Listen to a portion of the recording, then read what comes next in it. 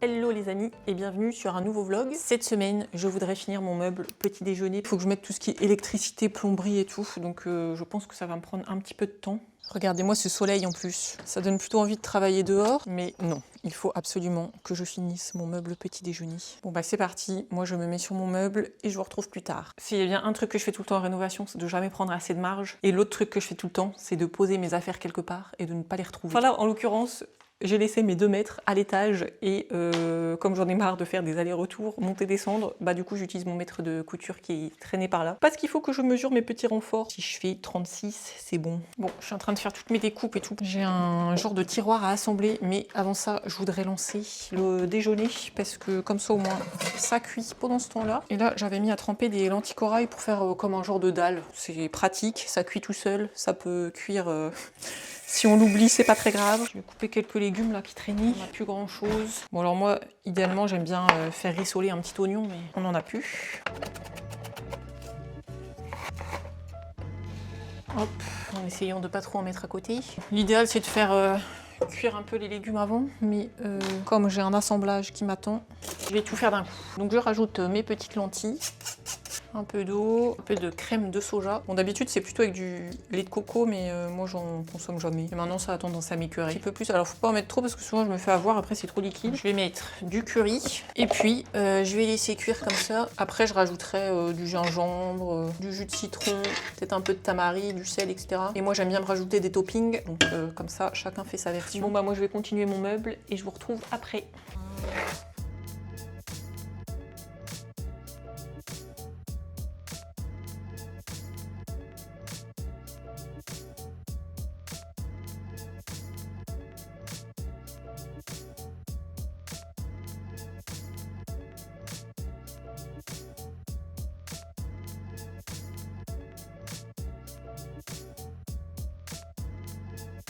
Les amis, je profite d'avoir dû faire une pause pour ouvrir avec vous un colis. Si vous suivez assidûment les vidéos sur la chaîne principale de rénovation, l'été dernier, avec William, en fait, il me restait de la terre de mon cours de poterie. Et du coup, on avait fait un plateau égouttoir pour la vaisselle. On l'a fait, et puis après, je m'en suis pas du tout occupée de tout l'été. On l'a laissé traîner dans un coin. Et du coup, en séchant, il s'est fendu. J'ai essayé de rattraper un peu le truc avant de le mettre en cuisson, mais ça s'est refendu quand même à la première cuisson. Et du coup, je ne peux pas l'émailler, parce que sinon l'émail va couler à travers la fente. Ça va se coller dans le four, et ça va être la catastrophe. Du coup, nous avons commandé un nouvel égouttoir que j'avais repéré. En fait, je l'avais repéré sur Pinterest. Quand on est allé à Paris la dernière fois, une de nos adresses, enfin surtout pour moi, une de mes adresses fétiches, c'est Plaques, les chocolats. Et en fait, je voyais dans l'arrière-boutique qu'ils avaient cet égouttoir. Donc, je l'ai montré à William. Il m'a dit « Ah ouais, vas-y, on le commande. » Donc on la commande, ça a l'air prometteur. C'est un égouttoir de la marque, dont je vous note le nom ici parce que je ne sais jamais comment ça se prononce. Bon après, je ne peux pas vraiment encore vous faire de retour sur son usage. En tout cas, ça sera beaucoup mieux que ce qu'on a maintenant. Déjà, on a un exemple typique d'accumulation dans l'égouttoir. Et en fait, là, j'ai récupéré un vieux truc qu'on avait d'avant, mais qui a pris un peu cher pendant les travaux. Et en dessous, j'ai mis un vieux plateau Coca-Cola que je déteste. Il est temps de changer cette situation. Et voilà. Bon, ben, on verra à l'usage ce que ça donne. Je vous ferai un petit retour. Fou, les amis, ce matin, je me lance dans la plomberie. Je vais préparer mon petit circuit et je ferai tous les assemblages d'un coup. Je couperai l'eau aussi d'un coup. Alors, j'ai ça avec ça. Et là, il me faut un coude. Je mets ça comme ça. Bon les amis, en fait j'alterne entre plomberie et électricité parce que je me posais pas mal de questions sur la plomberie. Et là j'étais en train de faire des trous ici et en fait j'ai fait surchauffer la perceuse.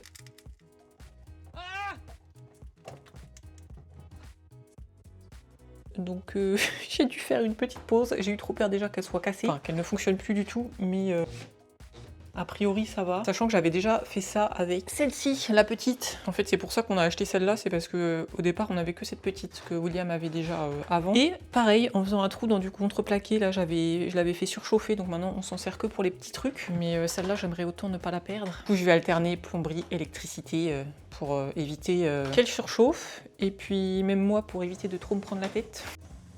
J'ai quand même réussi à en faire un, là. Je vais laisser refroidir un peu et je ferai l'autre après. Parce que la scie sauteuse, ça me fait trop d'éclat, là, ça va pas. C'est reparti pour la plomberie pendant ce temps-là. J'ai besoin d'un petit bout comme ça. Ensuite, je vais mettre un coude.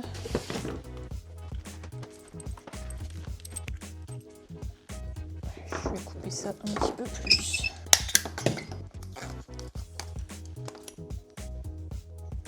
Chaque fois je me fais avoir ça, j'oublie de faire passer la bague.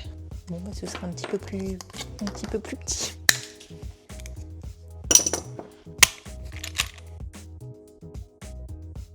Bon, on a ça. Les amis, nous sommes le lendemain. Hier, ça m'a pris la tête la plomberie et l'électricité là, j'ai abandonné. À 16h, j'ai dit stop, je suis allée faire de l'administratif. Déjà côté élec, le coup de la perceuse là, ça m'a un peu achevé. Après, j'ai réalisé que j'avais pas pris la bonne taille. En fait, je trouve plus. On avait une scie cloche pile à la bonne taille pour les boîtes élec. Je ne la trouve plus, donc j'en ai pris une autre. Vous savez où on peut régler là, on peut faire différentes tailles. Enfin bon bref, mais je n'ai pas mis la bonne taille. Donc il faut que j'agrandisse un peu mon trou, sauf que la scie sauteuse sur le contreplaqué, ça fait plein d'éclats. Enfin bref, mais je vais faire ça aujourd'hui. Et côté plomberie, là, j'avais mal... En fait, j'avais trop écarté le tuyau bleu. Du coup, ici, là, j'arrivais pas à mettre la bague contre le métal là, ce qui était un très gros risque de fuite. Donc, comme ce sera derrière un placard et qu'on va pas le voir tous les jours, je n'avais pas du tout envie de laisser ça. Donc, William m'a aidé hier soir avec un chalumeau pour enlever le truc et je l'ai remis correctement. Bref, aujourd'hui est une nouvelle journée. Objectif, finir l'électricité, la plomberie. Je dois aussi faire un pain au levain et du beurre. Alors, je me suis dit, quelle meilleure occasion que cette thématique meuble petit déjeuner pour vous partager les recettes. Donc là, je vais commencer par rafraîchir mon levain. J'appelle ce pain mon pain de flemmarde parce que déjà au niveau du pain en lui-même, c'est mon robot qui fait tout. Enfin qui fait tout. Genre je mets les ingrédients dedans et après il faut que j'aille le tourner de temps en temps, mais globalement j'ai pas besoin de pétrir, etc. Et pour le levain, moi je m'embête pas trop. Normalement pour le rafraîchir, il faut enlever une partie, puis après le rafraîchir avec eau, farine. Bon bah moi j'enlève rien. Genre juste je mets eau, farine régulièrement. Globalement ça fonctionne très bien. Donc pourquoi m'embêter? Sachant que en général je fais un pain tous les 3 jours, donc je le nourris quand même régulièrement. Bon là ça fait un peu plus longtemps pour le coup, donc il sera peut-être un peu plus faible, mais on va voir. C'est peut-être pas très ragoûtant, mais j'ai mon petit fond de levain ici et je vais rajouter à peu près, en général je fais entre 170 ou 200 grammes et je mets pareil eau, farine. Donc là je vais faire 200 grammes d'eau. Alors moi c'est de l'eau de notre filtre à eau là, mais si vous n'en avez pas, il faut que ce soit de l'eau non chlorée, donc vous laissez juste l'eau du robinet s'aérer quelques heures. Et je vais mettre 200 grammes de farine. C'est la farine que je suis allée chercher l'autre fois là, dans un moulin pas très loin de chez nous. C'est de la T80, ça peut être un thé plus grand, c'est-à-dire une farine plus complète, mais il s'arrête à T80 et elle est très bonne, donc je fais avec celle-ci. Voilà. Et si votre levain est un peu faible, vous pouvez mettre de la farine de seigle. Et après, on touille, on touille, on touille, on touille, on touille. En fait, l'important, c'est de bien incorporer de l'air. Faut pas hésiter à faire des grands tours. Ok. Bon, c'est vrai que j'aurais pu mettre un petit peu de seigle, vu que là, il est un peu faible. En plus, comme vous le savez, il fait pas très chaud chez nous. Donc c'est un levain qui a l'habitude des températures froides. Je vais quand même le mettre pas trop loin du poêle. Bon, pas trop proche non plus, hein, mais hop. Je vais le mettre là vu que le poêle est juste derrière, donc il aura un petit flux d'air chaud. Donc le levain, je le laisse toute la journée là pour qu'il gonfle bien. Je ferai le pain en fin de journée et pareil pour le beurre, je vais mettre de l'huile de coco au-dessus du poêle pour qu'elle ramollisse un peu et on fera du beurre végétal en fin de journée aussi. Là, électricité, mission électricité. Première chose niveau élect qu'il faut que je fasse, c'est de changer le branchement du lave-vaisselle parce que pour l'instant, comme on avait les prises dispo derrière et que c'était accessible, je vais juste brancher le lave-vaisselle ici. Mais son branchement définitif, en fait, il est derrière ce tiroir. On voit pas très bien, mais là, il y avait des sorties four. En fait, à la base, c'était pour le four, mais finalement, ce sera pour le lave-vaisselle. Plaque, donc je vais aller déjà couper les lecs et on va faire un petit branchement là pour le lave-vaisselle. Et en fait, notre tableau électrique, il est derrière la porte là, dans l'appentis. Il faut que je fasse tout le tour de la maison pour aller couper. Donc j'espère que je ne vais pas me tromper de disjoncteur. Surtout que là, il y a un petit rayon de soleil, mais sinon, c'est un peu la tempête aujourd'hui. Bon, alors, normalement... Ah bah il y en a un qui est déjà éteint. Là ça devrait être ok. Bon, il faut pas se fier à ce petit soleil, il est en train de pleuvoir également. D'ailleurs ça c'est les porcheries dont je vous parlais la dernière fois qui sont tout amiantées. Est-ce que vous le voyez là qui pleut? Et ben c'est parti, je vais enlever le tiroir. C'est pas le tiroir le plus léger en plus. Bon, et ben je vais vérifier qu'il n'y ait plus d'électricité. Une petite araignée morte. Là c'est bon, et là ça semble ok aussi. Si vous faites de l'électricité, je ne peux que vous conseiller d'investir. C'est un petit stylo là qui vous permet de savoir s'il y a de l'élec dans vos câbles.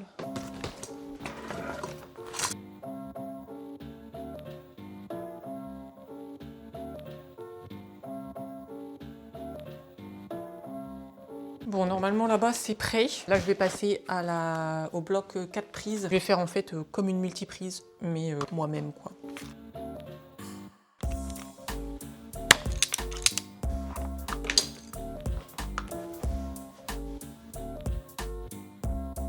Bon, et ben ça m'a pris une éternité pour installer ces 4 petites prises. Genre là, il est 11h30 et j'ai installé un petit boîtier dans le fond là-bas. Et ces 4 prises, là je voudrais voir si ça fonctionne, donc je vais aller brancher derrière mon petit multiprise maison. Espérons que je ne vais pas me prendre un coup de jus. Jusqu'ici, tout va bien. J'ai mon bazar là. Et je vais donc regarder avec ça si ça fonctionne.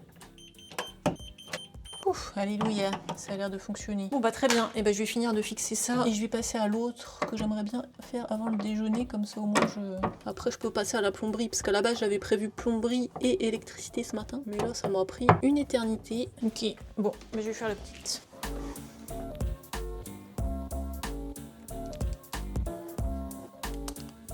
Bon, l'électricité, c'est bon. Une bonne chose de faite. Je vais faire le beurre avant de me mettre sur la plomberie. Beurre végétal. En fait, c'est le beurre dont je me sers pour faire de la pâtisserie. Nous, on aime bien aussi le matin en mettre sur du pain. C'est très très bon. Je vais mettre 400 g de lait de soja. Oh non, ma balance, elle s'est arrêtée. On reprend. William est venu m'aider à bouger le lave-vaisselle, que je puisse passer la prise en parallèle. Du coup, en même temps que le beurre, je me suis lancée dans un chantier faire des trous parce que je ne peux pas passer la prise là derrière les caissons. Il n'y a pas l'espace. Vous savez, comme la perceuse a à moitié cramé, bah, je vais faire beurre, perceuse, beurre, perceuse. Je vais me laver les mains quand même entre temps. J'avais mis mes 400 g de lait. Je vais mettre 50 g d'huile de colza. Ensuite, il nous faut de la lécithine de soja. Ça, c'est pour que ça m'amalgame bien. J'en mets un peu au pif à chaque fois, mais ma recette de base, je crois que c'est 60 g. Mais souvent j'en mets un peu moins, genre 45-50. Voilà, ça a coulé un peu vite, il y en a 60. 10 g de sel, bon bah il y en a 16, ce sera du beurre salé. Et puis notre huile de coco, bon, là elle était au-dessus du poêle, donc elle est plutôt relativement très chaude. Bon, déjà quand elle n'est pas liquide, en fait je la mets dans une casserole avec le lait de soja et je la fais fondre. 500 g. Et je vais aller mixer le tout au blender jusqu'à ce que ce soit bien, que ça fasse une belle crème et je reviens. Donc là, ça fait une espèce de crème un peu liquide, mais après, ça durcit au frais. Oupsie, un peu trop rempli. Je vais aller en mettre un au frigo et puis le reste au congèle, comme ça on en aura d'avance. Je reprends mes petits travaux. Bon. C'est parti de l'autre côté, ainsi que la mèche et que je ne vois pas. Je pense que je vais demander de l'aide à William quand il sera dispo pour bouger le lave-vaisselle. L'avancer un peu plus que je puisse accéder derrière, mais du coup pendant ce temps-là, je vais essayer de faire la plomberie. Le truc qui me stresse le plus. Bon après, il reste pas tant de choses que ça parce que là en fait, l'idée, j'ai mon coude là qui va être comme ça derrière le pot de fileur qui descend là. Et là on s'était mis un tuyau en attente. Donc il faut juste que je relie les deux en fait. Bon, côté meuble, ça avance bien. Là, je m'apprête à faire les tablettes pour mettre dans les portes. Mais avant de me lancer là-dedans, accord perdu. Le levain est pas trop mal, donc je pense que je vais lancer le pain. Sinon après, j'ai peur qu'il soit trop tard et que je n'ai plus du tout la motivation. Bon, alors déjà, il nous faut de l'eau. Alors moi, je sais que maintenant, la quantité du pain que je fais, c'est à peu près une bouteille comme ça d'eau. Mais sinon, je vous mettrai en description les quantités... la recette de base, parce que maintenant je la fais un peu, pas à l'œil, mais à peu près. Donc tout se passe dans la cuve du robot. Donc de base, il me semble que c'est 500 à 600 g d'eau, non chlorée toujours. Voilà, donc moi une bouteille ça fait 728 à peu près, enfin là ça fait 727. Normalement c'est 300 g de levain, alors moi l'hiver j'ai tendance à en mettre un peu plus, comme il fait pas très chaud chez nous, mais c'est pareil, je le fais toujours un peu au pif, et ce que je fais c'est que j'essaye de garder le minimum de levain dans mon pot, et comme ça je sais que ça me fait une bonne quantité pour faire le rafraîchi après, sans devoir en mettre de côté, etc. On va mettre un peu de sucre, ça c'est pour avoir une jolie croûte, un peu de sucre c'est pas mal, et ça aide le levain. Hop. Juste comme ça. Je rajoute ma farine, toujours la T80 là. Alors, je vais essayer de ne pas en mettre sur mon appareil photo. Donc il me semble que c'est autour de 1 kg, 1,2 kg de farine, je sais plus. Mais là moi j'en mets un peu plus, comme je mets plus d'eau. Donc là j'ai 559, je vais mettre du seigle. Je fais soit moite-moite, seigle, T80. Ça dépend un peu de ce que j'ai, mais là du coup je vais compléter avec du seigle. Quand il y a beaucoup de seigle, en général ça fait un pain un peu plus plat. Et bien sûr toujours du sel, hop. Du sel fin. Bon, parfois je mets du gros sel. Donc 20 g. Hop. Niveau ingrédients, c'est tout. Là, je vais aller le mettre sur le robot, faire tourner 20 secondes, vitesse 1, et après, je laisse reposer 20-30 minutes. Et le levain, lui, je vais le mettre au frigo jusqu'au prochain pain. Je suis en train de faire toutes mes petites découpes, mais on va aller tourner le pain. Il est temps.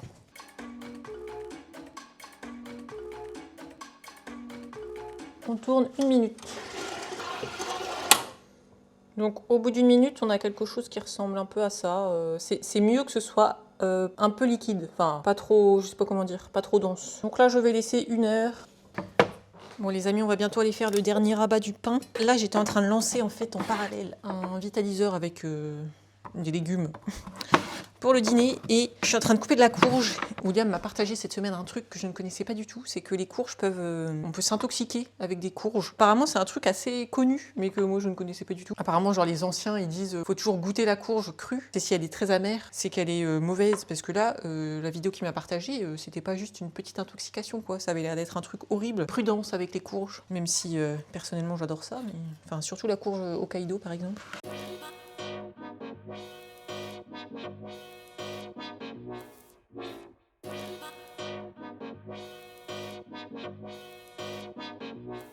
Donc, on a notre petit mélange. Alors là, typiquement, je pense que j'ai peut-être pas mis assez d'eau. J'ai peur qu'il soit un peu compact. Mais bon. Donc là, on peut mettre un torchon dans un... Moi, je prends un saladier. Si vous avez un petit bannetons en osier magnifique, et ben vous avez de la chance. J'aimerais bien. On met un peu de farine au fond et ensuite, on vient mettre sa pâte. Ouais, moi j'ai un peu peur qu'elle soit un peu pâteuse. Donc bon, c'est normal si c'est un peu collant, que ça fait pas vraiment une boule. C'est pas grave. Ça va pas vous donner envie de faire cette recette, mais je vous assure que ce pain est absolument délicieux. Nous, c'est notre préféré de même n'importe quelle boulangerie. Enfin, on préfère le nôtre. Hop, hop, hop, hop. Bah, ça part une nuit au frigo et puis on le cuira demain.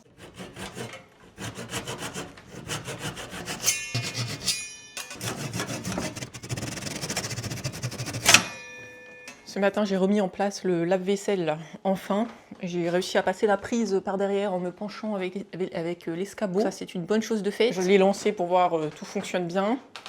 Bon, il faudra que je remette mes petits trucs devant. D'ailleurs, ça, c'est un des derniers trucs qui nous manquera, c'est la plaque de fermer le caisson du lave-vaisselle, là, au-dessus. J'attends de faire le dressing pour ça, pour voir ce que j'ai en chute. Et là, j'étais en train de faire les tourillons. Je vais remettre les deux caissons bien à leur place, dans leur emplacement, maintenant que je sais qu'il n'y a pas de fuite d'eau ni rien. J'ai mis en place le filtre à eau, là, comme ça, on s'est servi un peu du robinet pour voir s'il n'y avait pas de problème. Non seulement il n'y a pas de problème, mais en plus, c'est très confortable. En fait, là, je vais passer à l'aménagement des portes, donc c'est pour ça que je voudrais que les deux caissons soient en place pour être sûr que tout soit bien droit, etc. D'ailleurs, ce matin, j'ai passé énormément de temps au magasin de bricolage parce que je vais mettre des petites équerres comme ça et en fait j'ai beaucoup hésité entre inox ou blanc. Alors je pense que la majorité d'entre vous vont préférer blanc, mais moi je trouve ça presque un peu trop classique et en fait j'aime bien l'esthétique un peu brute de l'inox, enfin c'est pas de l'inox mais du métal argenté quoi.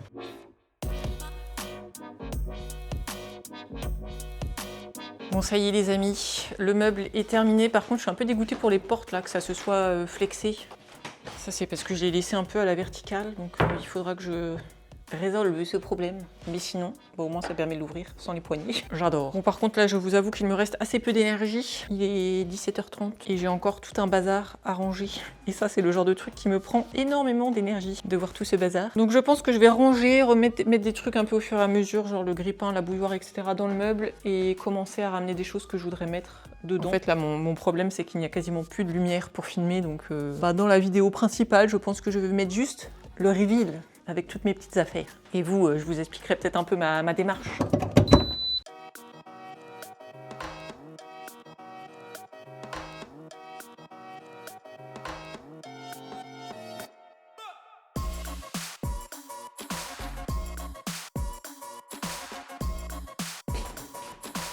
Bon, j'ai bien avancé, mais il me reste encore pas mal de petits détails à finir. Nous avons un pain également à cuire. Ça nous arrive très souvent de le soir te dire « Ah, mais on a un pain à cuire !» Et parfois même il est même genre 21h, on se dit « Non, mais on le cuira demain. » Donc il peut rester 48 heures au frais. Là, j'ai préchauffé le four. Alors, nous là, on le met à 220-225. Mais la recette de base, je crois que c'est genre 240-260. Au début, on faisait ça, et puis je sais pas, après, on trouvait que ça marchait plus trop. Donc maintenant, on fait un bon 220 et on le fait cuire 1h15. Donc là, je le mets... Ah oui, on a un truc comme ça là. C'est avec un couvercle. Je pense qu'en cocotte, ça marche très bien aussi. Je l'ai mis, je l'ai retourné là. Bon, en fait, il m'a l'air bien assez liquide. Et je vais venir faire des petites incisions. Je mets mon couvercle et je vais enfourner 1h15 à 220.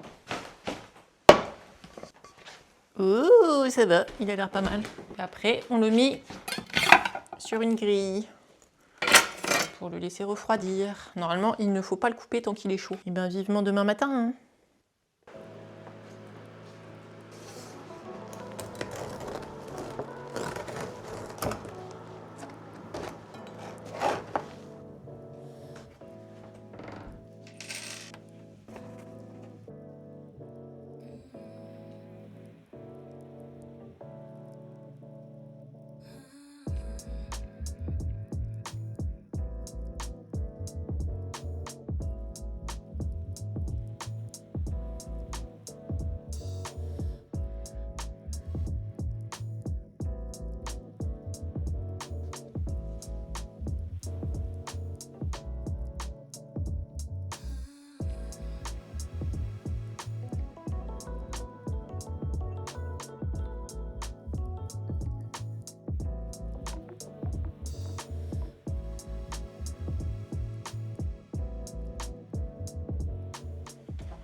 Je suis trop fan de mon petit meuble. C'est exactement ce que je voulais. Les tasses dans les portes, là, je peux quand même en mettre pas mal. Et aussi des grandes. Après, le reste des tasses, j'ai mis dans le tiroir numéro 1. Tiroir numéro 2, j'ai mis plutôt tout ce qui est purée d'oléagineux, infusion et compagnie. Tiroir numéro 3, j'ai mis plutôt tout ce qui est un peu complément alimentaire, des dates, des trucs comme ça. Enfin, des dates, il n'y en a plus beaucoup. Ça d'ailleurs, le seul truc que j'ai remarqué là, c'est qu'en fait, comme on a le poêle, bon là qui est éteint, mais qui est juste à côté là, en fait ça chauffe quand même pas mal dans les tiroirs, donc il faudra peut-être que je change pour mettre plutôt de la vaisselle. Et de l'autre côté, le air fryer là, hyper pratique. Là j'ai mis le calendrier des fleurs, le calendrier des fruits et légumes, le calendrier tout court. Ici je peux mettre des vases, des trucs dont on se sert pas tout le temps. Et puis bien sûr en bas, quand on aura le frigo tiroir, ce sera parfait. Un jour peut-être. Bon là il faudra que je fasse un cache-prise. Je suis allée au magasin de bricolage en me disant bon je vais en acheter des basiques pour le fond d'un placard, c'est pas très gênant. Mais ils en avaient pas en 4 prises et les 2 prises pour l'autre placard étaient en rupture. Donc je me suis dit c'est un signe pour que je les fasse moi-même. Donc je vais peut-être reprendre ce petit projet parce que j'avais fait un essai dans la salle de bain mais que je n'avais jamais abouti. Donc là je me dis c'est l'occasion. Bon à mon avis ça va pas être tout de suite hein, mais disons que c'est un projet que j'ajoute sur la liste. Et il faudra aussi que je protège tout l'intérieur du bois parce que là j'avais fait que les parties extérieures au Rubio. D'ailleurs à ce sujet-là, merci pour tous vos retours sur les finitions. J'en profite pour ramener la planche numéro 2 en fait. Ça c'était la planche numéro 3, c'est le Rubio, donc c'est beaucoup plus jaune. Moi c'est ce côté jaune que j'aime un peu moins. Le seul truc que j'aime bien sur le Rubio c'est que ça fait bien ressortir le veinage. Ça fait comme une petite couche de finition. Ça harmonise, on va dire. Enfin, je sais pas comment dire, mais... Bref, c'est cet effet-là que j'aime bien, mais par contre, j'aime pas le fait que ça jaunisse un peu, c'est pour ça que je voulais changer. Donc ça, c'est la planche numéro 2. En fait, c'est un produit de chez Nature et Harmonie. Ça fait longtemps que je voulais tester ce produit. Il existe en satiné et en mat. Donc la planche numéro 1, c'était la version satinée, et ça, c'est la version mat, et on va partir là-dessus. Et donc, en fait, ça a un rendu vraiment hyper naturel, là, pour le coup. On a presque l'impression qu'il n'y a rien, quoi. Là, pour l'intérieur du meuble et pour le dressing, on va partir là-dessus, mais bon, du coup, je vous en reparle le moment venu. Je vais me remettre sur l'isolation. En parallèle, comme il fait beau, j'ai commencé des petits trucs au jardin. Je vous retrouve dans le prochain vlog. À bientôt!